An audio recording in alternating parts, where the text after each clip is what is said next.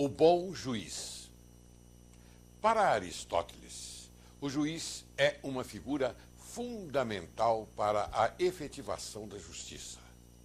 Por conta disso, deve-se valer constantemente de todos os conhecimentos para que possa alcançar a verdade e, consequentemente, decidir de maneira justa.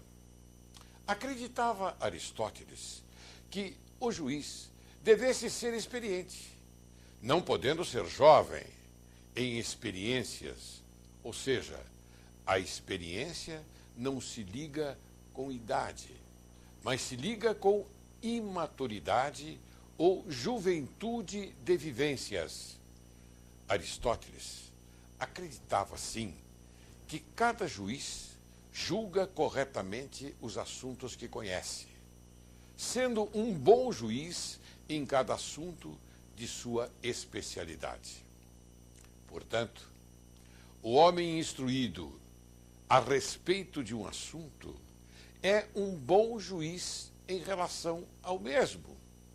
E o homem que recebeu uma instrução geral será um ótimo magistrado.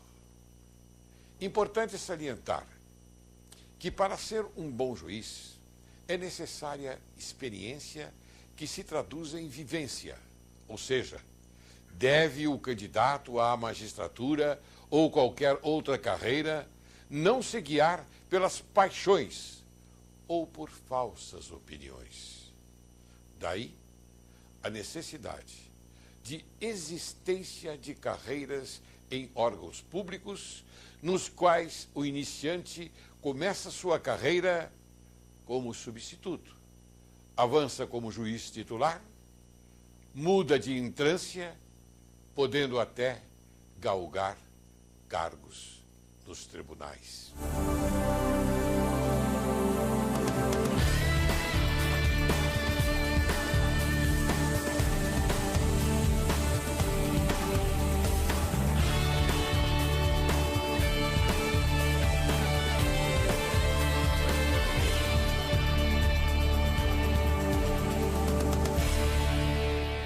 Luiz Sérgio Fernandes de Souza, mestre e doutor em Direito pela Universidade de São Paulo. Atualmente é professor assistente, doutor na Pontifícia Universidade Católica de São Paulo, professor da Escola Paulista do Ministério Público de São Paulo e professor da Escola Paulista da Magistratura, onde exerce a coordenadoria de teatro e cinema. É juiz substituto em segundo grau do Poder Judiciário. Atua na área de direito com ênfase em lógica jurídica. Hoje, Direito e Justiça em Foco traz para você, caro telespectador, um programa especial. Um programa voltado ao conhecimento que você deve ostentar. Aliás, mais conhecimento. E nós vamos falar hoje sobre a ação popular. E para esses comentários e essa profunda observação sobre a ação popular, nós convidamos o eminente juiz Luiz Sérgio Fernandes de Souza. É um homem de uma capacidade intelectual fora do comum, um homem de respeito, um homem que tem já uma grande experiência no judiciário e um homem que ostenta, como eu disse e repito, uma cultura invejável. Eu apresento a vocês Dr. Luiz Sérgio Fernandes de Souza, para que nós, então, passemos alguns minutos, não é? Como disse, com muita alegria e satisfação. Como vai, doutor Luiz Sérgio Fernandes de Souza? Tudo bem? Eu vou muito bem, desembargador. É uma honra vir aqui participar do seu programa e poder compartilhar aqui com toda a equipe de um pouquinho da experiência que nós aurimos aí durante alguns anos de magistratura e também no magistério. Mas a sua experiência é muito acentuada. Não, aliás, de fato. bastante acentuada. Não, eu na verdade eu sou um eterno aprendiz, não é? Eu acho que nós aprendemos com as experiências, as trocas são muito importantes. Luiz Sérgio, eu parto do seguinte princípio. Nós temos dois tipos de sabedoria.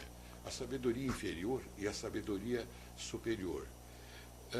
Eu sempre digo que a sabedoria inferior é aquela em que o indivíduo chega a um determinado ponto, status na sua vida, e diz, bom, eu não tenho mais nada que aprender.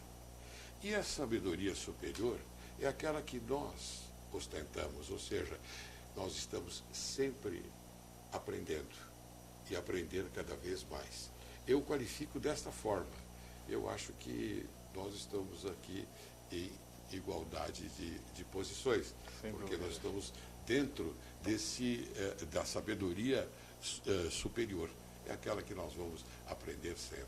E eu hoje vou aprender com você, Luiz Sérgio. Muito obrigado. Tanto eu como também o telespectador. Porque a ação popular, todos sabem, conhecem, mas pouca gente, não é, tem conhecimento profundo a respeito desta particularidade, vamos dizer assim. Doutor Luiz, me diga, qual é o objetivo da ação popular? O objetivo da ação popular é a anulação de um ato administrativo, de um contrato administrativo ilegal e lesivo ao patrimônio público. E quando eu falo em patrimônio público, eu estou falando no patrimônio da administração pública direta e no patrimônio da administração pública indireta, né? E falo também da defesa do ato administrativo, ou melhor dizendo, da anulação do ato do contrato administrativo relativos, tanto o ato quanto o contrato, a subvenções de entidades privadas com dinheiro público. Esse é o perfil, diríamos assim, original da ação pública. A partir da Constituição de 88, passou-se a falar, a doutrina passou a falar de uma ação popular constitucional. De sorte que esta ação passou a contemplar também a defesa do princípio da moralidade, na hipótese de atos ilegais e lesivos, e a hipótese de defesa do patrimônio histórico e do patrimônio cultural. Este é o novo perfil que a ação popular ganhou com a Constituição de 88. Muito bem. E quem tem legitimidade para ingressar com a ação popular? Como eu já adiantei, o cidadão, ou seja, aquele que conta com alistamento eleitoral. Bom, mas não é alguma entidade, alguma instituição pode... Não. Em verdade, nós não podemos confundir a ação popular com a ação civil pública, por exemplo, com mandado de segurança coletivo. Na ação popular, a legitimidade é do cidadão, ou seja, daquele que conta com alistamento eleitoral. E é importante dizer que o menor entre 16 e 18 anos, contando com alistamento eleitoral, também poderá propor ação popular, independentemente de assistência. Haja vista que o exercício desse direito não se faz por interposta pessoa. Por que entre 16 e 18 anos? Pelo fato dele ter já condição de votar? Perfeitamente, exatamente por isso. Ou seja, o voto é facultativo. Está vendo, telespectador? Essas informações são preciosas e aqui você tem esse conhecimento. Um conhecimento que nós trouxemos para você através de quem conhece, não é, a história, quem conhece o fato. Me diga uma coisa, então, doutor Luiz Sérgio. Quem deve figurar no polo passivo da ação popular, então, é o... Veja só, não só o agente que praticou o ato ilegal e lesivo, quer ao patrimônio público, quer ao patrimônio cultural, ao patrimônio histórico, quer à moralidade administrativa também, e não só este, mas aqueles que autorizaram a prática desse ato, aqueles que ratificaram a prática do ato e aqueles que se beneficiaram da prática do ato, tanto quanto a pessoa jurídica, não é? Para a qual este agente público trabalha. Certo. A pessoa jurídica, então, ela está também acoplada a esse polo passivo. Perfeito. Muito bem. A pessoa jurídica também tem de ser citada. Bem, a pessoa jurídica de direito público tem necessariamente de contestar o feito. Como é que fica, então? Veja bem, a pessoa jurídica de direito público não necessariamente haverá de contestar o feito, né? Eu faço uma distinção no seguinte sentido: nós não podemos confundir o agente público que pratica o ato em nome do interesse público, a pretexto de servir o interesse público, com a pessoa jurídica. E à vista dessa distinção, poderíamos dizer que a pessoa jurídica, se convier a ela, poderá simplesmente tomar a posição de litisconsorte ativa, colocar-se ao lado do autor popular, como poderá também, e é sempre um juízo de conveniência, de oportunidade, portanto um juízo político, poderá deixar de contestar a ação. Certo. Então, quer dizer, poderá deixar de contestar a ação, mas deixando de contestar a ação, me diga como é que fica a situação processual. De que forma... Veja só, a ação prossegue, a ação tem curso, tem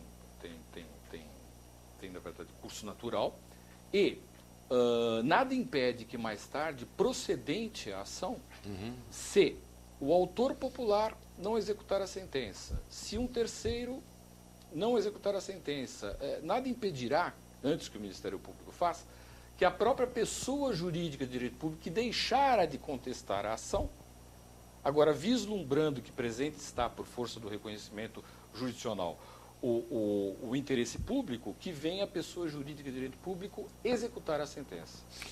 Eu, inclusive, até ia fazer uma pergunta a respeito do Ministério Público. O Ministério Público é parte da ação. Sim. Ele é parte da ação.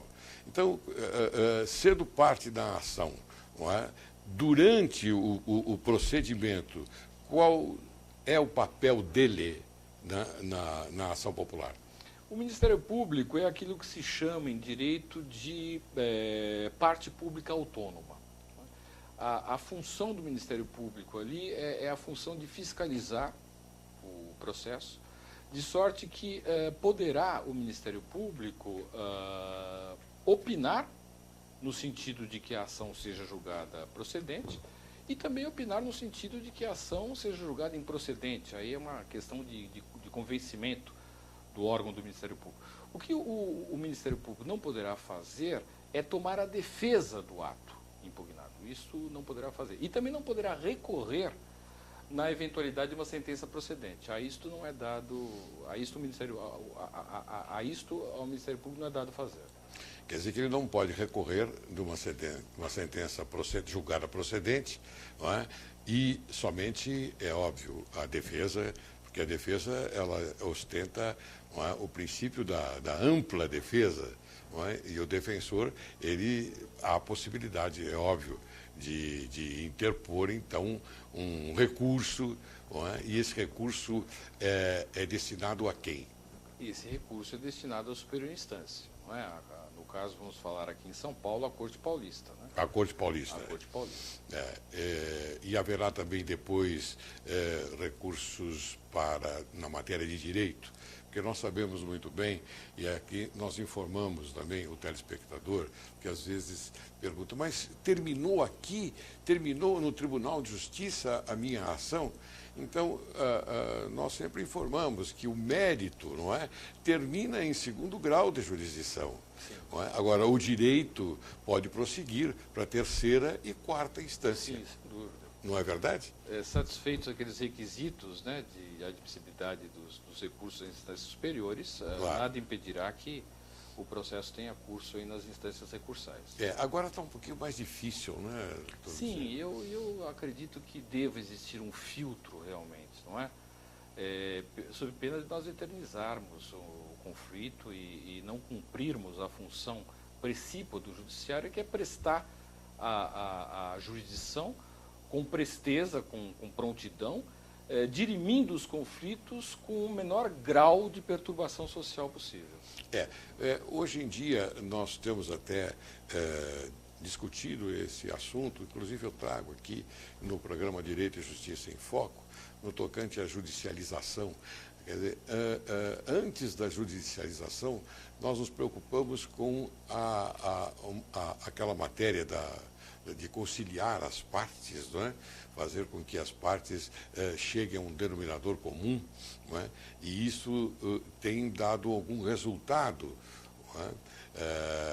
Porque uma vez feita, não é, a judicialização, nós já não temos que, as partes terão que prosseguir até o final do processo, ou mesmo se conciliar no decorrer da ação. Muito bem. Então, à vista do princípio então, da moralidade incerto no texto constitucional, seria dado ao judiciário ingressar no controle das políticas públicas? Essa é uma questão interessante, não é? Porque, de acordo com a dogmática tradicional, sustenta-se que ao judiciário não é dado ingressar no exame do mérito do ato administrativo. Ou seja, o judiciário, o juiz, não pode ingressar no exame da oportunidade e conveniência do ato administrativo. Esta visão está se alterando por força, sobretudo, das construções da sociologia jurídica europeia. Essas coisas todas vêm sendo questionadas, não é? De sorte que hoje há quem pense que o judiciário se orienta por uma judicialização da política. E isso pressupõe, é claro, e aí a observação que eu acho que deve ser feita, uma politização do juiz também. Quer dizer, é necessário perceber, ou é necessário saber, por melhor dizer, se o Poder Judiciário estaria preparado para esta judicialização da atividade política. Haja vista que os sistemas político e judiciário têm diríamos nós, elementos diferentes, né? Códigos diferentes. O código da política é mais inclusivo, né? Ao passo que o código do judiciário é um código exclusivo, é um código binário, verdadeiro, falso, melhor dizendo, válido, inválido, lícito, ilícito. Então, feitas essas observações, eu digo que o judiciário cada vez mais investe nessa seara antes reservada à política, à administração pública. Mas, diria eu que a ação popular não seria propriamente o veículo adequado para que essas questões tivessem trânsito. Nós temos aqui um projeto, um anteprojeto de lei, de autoria da professora Ada Pellegrini e do professor Kazuo Watanabe, precisamente sobre essa questão. Então, esses juristas, pessoas afeitas à justiça, operadores do direito, estão desenvolvendo um anteprojeto de lei que contemple, não é, um acoplamento estrutural, para usar uma linguagem, uma terminologia da sociologia jurídica, entre o sistema judiciário e o sistema político, de sorte que essas questões políticas possam ter curso num processo judicial. Penso eu que não terão curso na ação popular. Não terão curso na ação popular. Mas então, ingressar no controle das políticas públicas seria uma temeridade, talvez, ou não? Penso que sim, porque nós temos uma característica interessante. O juiz é um alto funcionário público, é um agente público qualificado, mas não é eleito, né? Então ele não tem a legitimidade do político.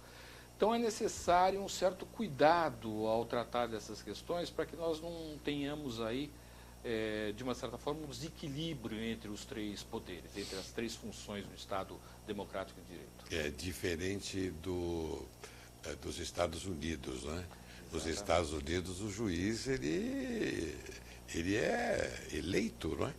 Ele é um ativista. É um ativista. Então, ele tem legitimidade para colocar em relevo essas questões políticas. Exatamente, ele tem legitimidade. Ele as coloca de uma forma bastante eloquente, não é? Sem dúvida. Eu fui para os Estados Unidos o ano passado, e lá eu estive na corte de Orlando, e fui muito bem recebido pelos magistrados, pelo presidente da corte, e então, casualmente, me levou até uma audiência que ocorria lá, e eu fiquei maravilhado com aquilo. Inclusive lá o juiz tem uma segurança fora do comum. O juiz, e o povo não é, tem um respeito profundo pelo judiciário. Profundo pelo judiciário. Então, a segurança que o juiz ostenta lá é bastante de se admirar. Não é?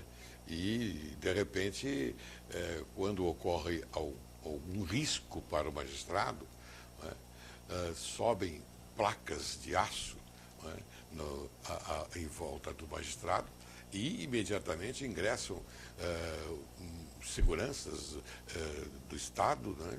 Para tirá-lo de lá daquele momento de risco. Então, eu fiquei maravilhado. Eu estou contando isso porque a gente fala muito sobre a segurança do magistrado. Não é? Muito bem. Agora eu tenho que chamar um intervalo. Pois não. Não é? E vamos continuar também com esta agradabilíssima conversa. Eu peço a você, telespectador, que aguarde um pouco. E no próximo bloco, nós vamos continuar conversando com o doutor Luiz e Sérgio e você continuará sabendo também mais coisas a respeito da ação popular. Até já. Fique aí. Voltamos logo.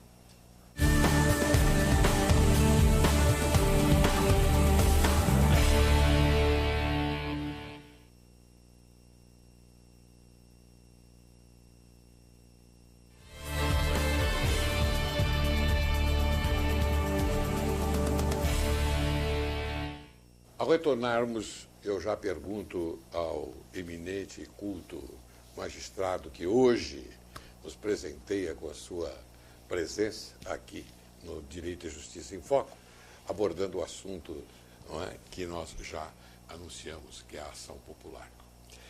Eu pergunto a ele, sendo a ação desfavorável ao autor popular, por que ele não conseguiu reunir provas da prática do ato ilegal e lesivo ao patrimônio público, ao patrimônio histórico, cultural ou ao meio ambiente? Poderá ele ou qualquer outro ingressar com uma nova ação?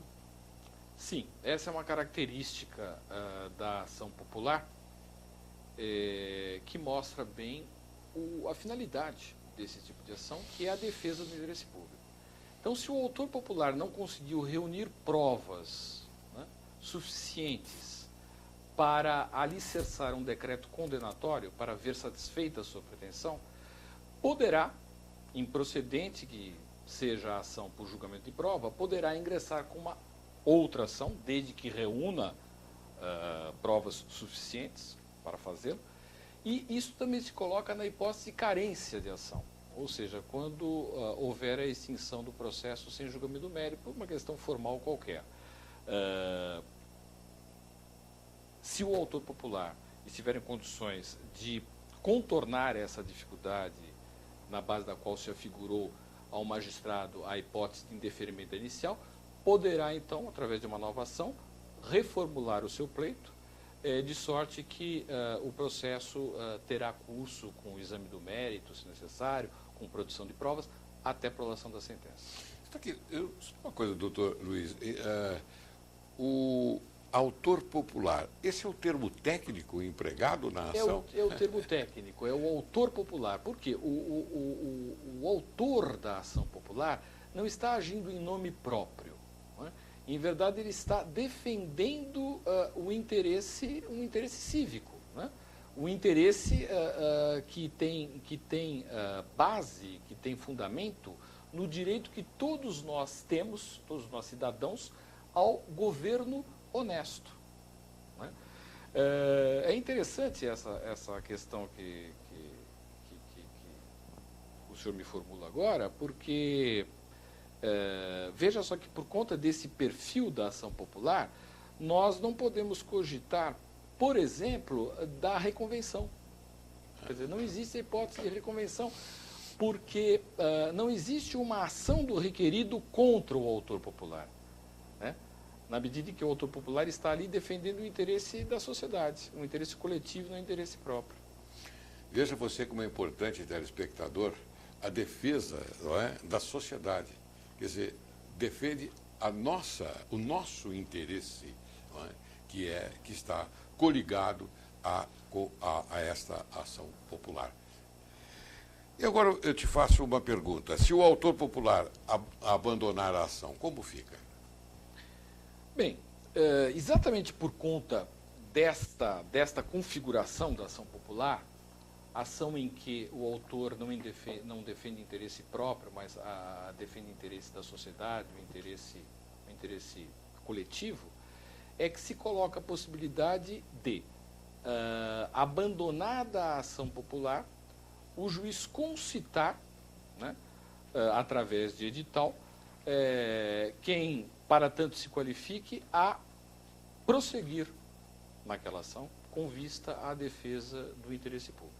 Importante observar que a pessoa jurídica de direito público, mesmo tendo se colocado ao lado do autor popular, não estará em condições de tocar a ação adiante. Precisamente porque só a pessoa física, o cidadão, tem legitimidade para ingressar com a ação popular. Muito bem explicado. E isto vamos considerar toda essa parte. Eu quero que o telespectador também aproveite, não é? Porque, como eu disse, Luiz Sérgio, esse é um programa feito para o telespectador, para informar e dar conhecimento daquilo que acontece no Tribunal de Justiça. Por exemplo, os bastidores do Tribunal de Justiça ninguém revela, como nós revelamos. Perfeito. Porque o jurisdicionado necessita saber, não é, de tudo isso que nós informamos. Como, por exemplo, você veio aqui hoje e veio informar sobre a ação popular. Não é? Normalmente, isso não acontece em qualquer outro veículo de comunicação. Então, eu fico muito contente porque você se dispôs a vir aqui e por isso já antecipadamente te agradeço. Mas eu tenho mais perguntas. Prazer é meu, a honra é mas minha. eu tenho mais perguntas a você, viu? Pois não. Por exemplo, a diferença, você pode estabelecer a diferença entre uma ação popular, uma ação civil, popular, civil, e uma ação popular. Como é que ficaria? Seria uma ação civil pública. Civil pública, ação... perdão. Uma ação civil pública e uma ação popular. Ação popular. Esse é um tema tormentoso na doutrina, não é? Eu mesmo já tive a oportunidade de me defrontar com uma ação que envolvia a poluição da represa de Guarapiranga. E tratava-se de uma ação popular, uma ação popular em defesa do meio ambiente, na qual o autor popular pedia um provimento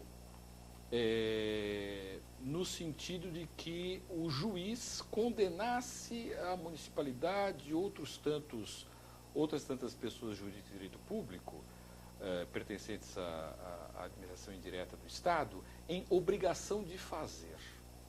Aí a coisa se torna um pouquinho mais delicada, tendo em conta que a ação popular, ao dispor sobre execução, contempla a execução por quantia certa e a execução para entrega de coisa certa.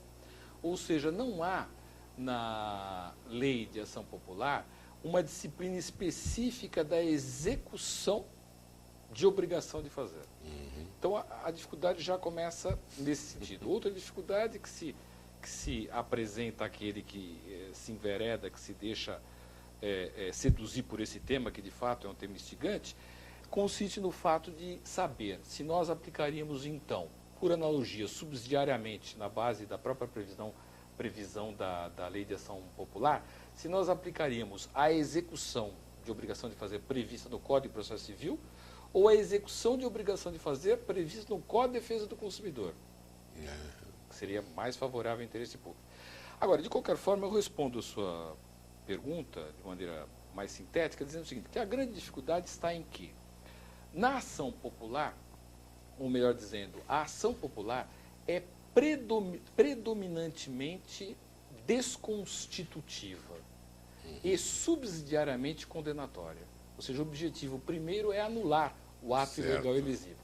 Ao passo que a ação civil pública é predominantemente condenatória e subsidiariamente desconstitutiva. Penso eu que o juiz talvez fique mais à vontade para prestar com segurança a tutela jurisdicional por meio,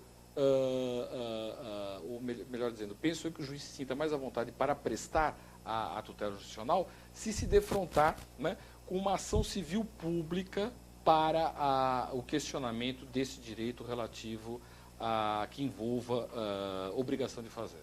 Muito bem. Agora, a quem cabe, então, a execução da sentença no tocante à ação popular? Veja só, a princípio a execução da sentença cabe ao autor, aquele que promove a ação. Mas vamos o autor popular. O autor popular. Tecnicamente. Mas vamos supor que o autor popular não o faça. Né? A qualquer cidadão, incumbirá, então, havendo interesse, executar. Né? E também a pessoa jurídica de direito público, como eu disse há pouco, ainda que a pessoa jurídica de direito público não tenha contestado a ação ou tenha se colocado ao lado, em defesa do ato impugnado, porque a esta altura, no momento da execução, terá se convencido do acerto, efetivamente, da ação, levando em conta que foi julgada procedente, poderá, então, a pessoa jurídica de direito público executar a ação. Caso a pessoa jurídica de direito público não o faça, e caso terceiros não acorram para tocar adiante a execução, deverá fazê-lo, e aí é uma obrigação, o Ministério Público. Terá prazo de 30 dias para fazê-lo. Se decorridos 60 dias, nenhuma das pessoas antes mencionadas o fizeram. Muito bem. Bem, Luiz, você é um juiz de carreira, com larga experiência, e, inclusive bastante respeitado. Né? E você passou por várias comarcas. Hoje você está na 7ª Câmara do Tribunal de Justiça do Direito Público. Perfeito. Eu queria que você trouxesse a evidência ao telespectador de algum caso peculiar que passou pela sua jurisdição, contasse alguma coisa que nós pudéssemos apreciar sobre a sua carreira. É uma carreira, eu posso dizer, árdua, não é? Aprende-se em todos os segmentos da vida, penso eu, com a experiência, não é? E há muitos fatos, né, que poderiam ser aqui objeto de uma conversa, mas dois deles eu acho que seria importante lembrar, né, porque eu os guardei, né, de maneira indelével na minha memória. Um deles envolvendo, antes da Lei 9.099/95, em que não havia representação para que a ação fosse proposta com relação a determinados crimes, inclusive lesão corporal. Eu lembro que eu era juiz criminal na primeira vara de Santo Amaro, era juiz auxiliar aqui na capital, e uma mulher, foi atropelada por um motorista de caminhão, lesões corporais culposas, e essa pessoa prestou as suas declarações em audiência. Ela veio inclusive com uma bengala, né? Ela sofreu uma lesão permanente, né? E tudo transcorreu normalmente, mas fim da audiência, quando todos nós já estávamos até ocupados com outras questões, já preocupados com a próxima audiência, essa senhora se levantou e arremessou a sua bengala, né, com violência contra o réu. E não estivesse ali um agente da Polícia Militar, circunstancialmente, porque não é comum que o agente ali estivesse, já que nos tratava de réu preso, não fosse a perspicácia, né, a prontidão desse agente público, o réu certamente teria sido atingido. Então essa é uma questão que me marcou. E me marcou outra questão também na jurisdição ligada à vara da infância e da juventude. Eu fui juiz em Itapecerica da Serra, aliás aprendi muito lá, porque a jurisdição era cumulativa. E eu lembro que me sensibilizou muito o depoimento de uma criança supostamente vítima de violência sexual imputada ao próprio pai. né? E havia a palavra dela contra a palavra do réu. E, inclusive, o réu, lembro, ele trabalhava em uma padaria, ele era balconista de uma padaria, e várias moças que trabalhavam com ele foram ao juízo para dar o seu testemunho acerca da idoneidade moral dele, de como ele se comportava de maneira respeitosa em relação às mulheres, aos clientes. E a menina isolada, o testemunho da menina estava ali isolado. Né? E às tantas, ela deu um depoimento bastante que me emocionou muito, por isso que eu digo que eu guardo na memória essa passagem, em que ela disse, olha, efetivamente o que acontece aqui é que ninguém acredita em mim. Quer dizer, eu estou dizendo o que de fato aconteceu e ninguém acredita em mim. Então aquilo me emocionou muito, né? Porque eu acho o seguinte, ser juiz de menores é uma coisa, porque cada um cumpre o seu papel, né? Claro. Então o criminoso, melhor dizendo, ser juiz criminal é uma coisa porque cada um cumpre o seu papel. O criminoso sabe que ele está ali, é um criminoso estruturado, o juiz cumpre o seu papel e o promotor o dele. Agora, na justiça que envolve menores, a questão da emoção, ela se coloca de uma maneira muito presente, né? E nesse momento é difícil conformar a emoção, né, nos liames da razão. Né? E muitas vezes o juiz se emociona mesmo, como aconteceu ali naquele momento. E eu acabei, na base desse testemunho, julgando a ação procedente, a despeito mesmo de orientações na medicina legal, no sentido de que a criança quase sempre, vítima de algum crime ou testemunhando em juízo, ela quase sempre tende ao burlesco, né? Ela fantasia as suas versões de uma maneira até engraçada, né? Ou ao romanesco, então ela acaba romanceando um pouquinho a versão, quer dizer, essa é a orientação, vamos dizer assim, existente na medicina legal. Mas ali falou mais fundo a emoção, a intuição, né? O sentimento daquela criança, a maneira como ela verbalizava a experiência dela, e eu acabei consultando a minha consciência e entendendo que ali seria realmente uma hipótese de condenação. Puxa, que interessante. É interessante. Isso bastante interessante. Isso é bom, porque nós passamos esta mensagem ao telespectador, para que o telespectador saiba que o juiz, não é, ele assume o lugar mais importante na sociedade. É um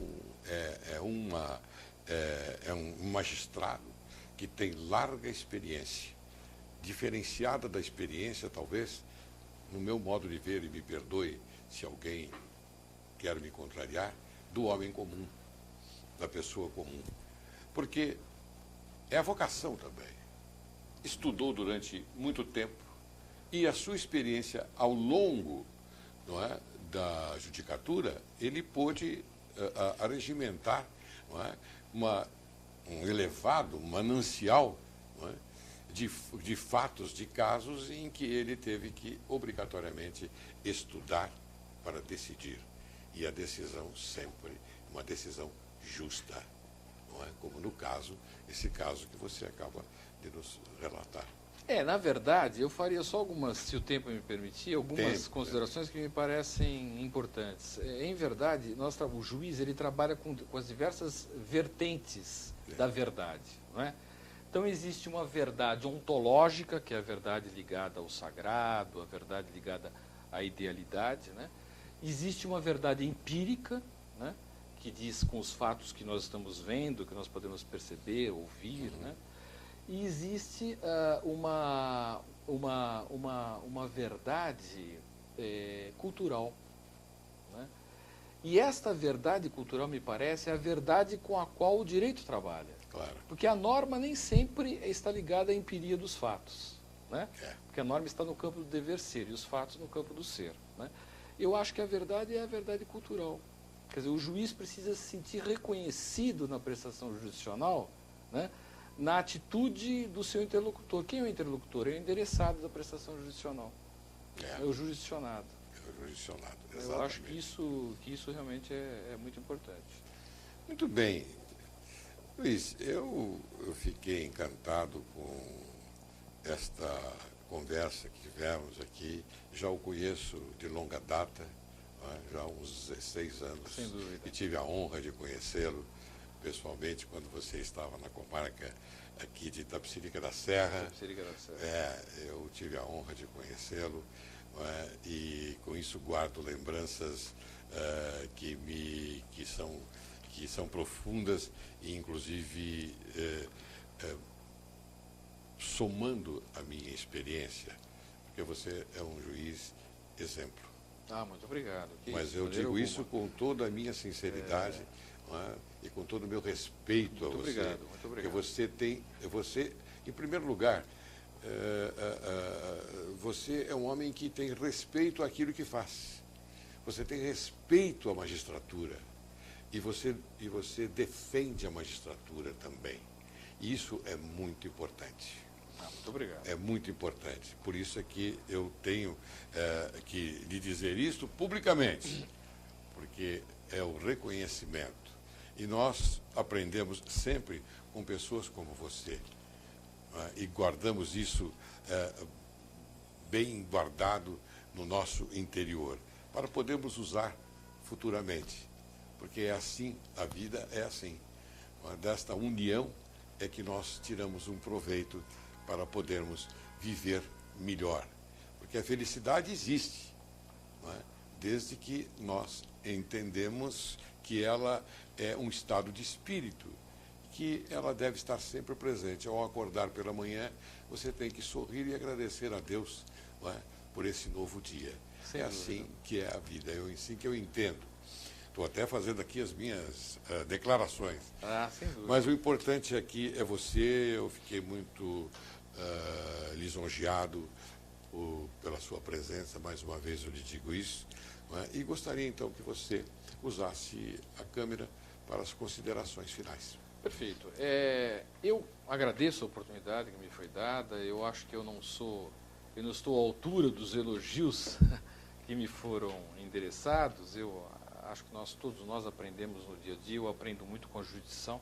Eu posso dizer que em todos os dias eu aprendo alguma coisa nova. Eu acho que isso é extremamente estimulante, A magistratura é estimulante por isso, porque o juiz ele acaba se tornando um generalista, porque o processo é um interlocutor qualificado, porque traz muitas realidades para que o juiz sobre elas se detenha.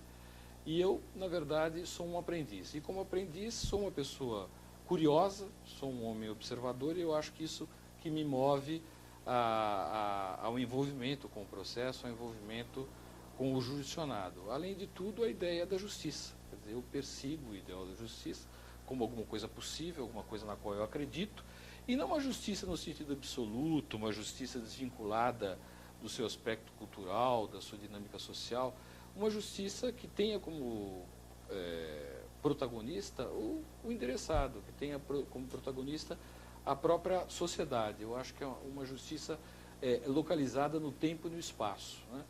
E de sorte que eu fico muito feliz pela oportunidade, já disse aqui, de poder participar desse programa. Muito obrigado. Que tem uma audiência exatamente qualificada, e me coloco à disposição para que em outras oportunidades também esteja aqui, quem sabe, para tratar de outros temas. Muito Com obrigado. certeza eu gostaria de contar com você mais uma vez. Muito obrigado. Muito obrigado, Luiz. Muito obrigado.